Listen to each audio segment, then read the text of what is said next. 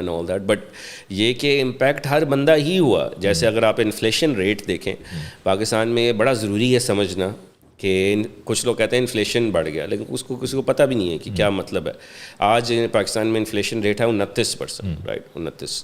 اب اس کا مطلب کیا ہے، رائٹ؟ عام آدمی کو کیا پتا اس کا کیا مطلب؟ اس کا یہ مطلب ہے کہ آج آپ کے پاس اگر 100 روپیہ ہے تو ایک سال بعد آپ کے پاس 29 روپے 100 روپے میں سے کم ہوں گے، وچ مینز آپ کا جو 100 روپیہ پڑا ہوا ہے آپ کے پاس اگلے سال آلموسٹ 70 روپے ہیں وہ.